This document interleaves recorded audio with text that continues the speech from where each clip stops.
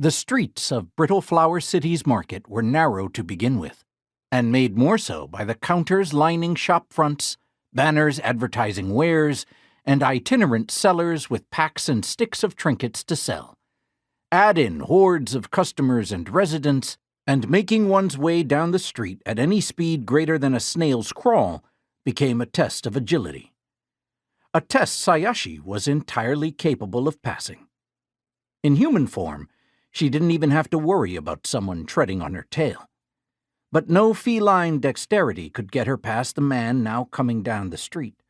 The heavy pole balanced across his shoulders almost scraped the walls on either side, and the wrapped bundles dangling from the ends threatened to sweep all before him like the oncoming tide. Passers-by squawked in annoyance, some of them dodging into shops for safety. A potter flung her body over the rice bowls stacked on her counter to protect them, and got a solid buffet from one of the bundles for her pains. The porter with the pole shouted apologies with every step, twisting sideways in an attempt to present a narrower profile, but that nearly resulted in him braining the potter, who was straightening as she thought the storm had passed. Sayashi hissed in annoyance.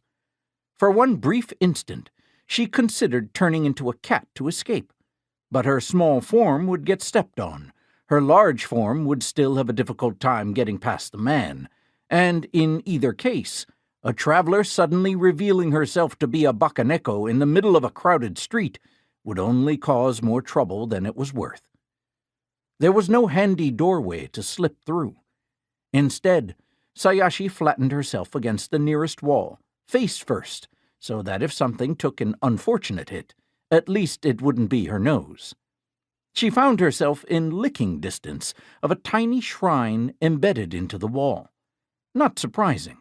This was the Market of 100 Fortunes, one of Brittle Flower City's most famous districts. Some of the fortunes got big, fancy shrines with gateways and everything. The rest made do with little structures tucked in between the shops and houses, or even less than that.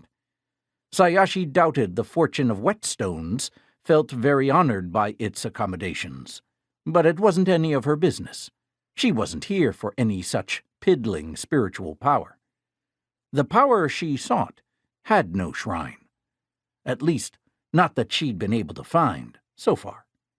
The scrape of a pole end across Sayashi's back made her snarl. The porter's cheerful apology didn't do much to soothe it.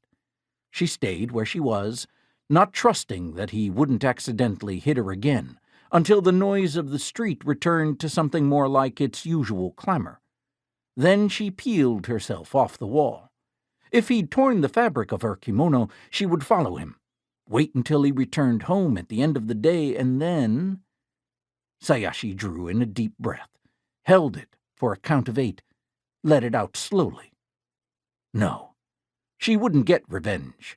That wasn't what she was here for either.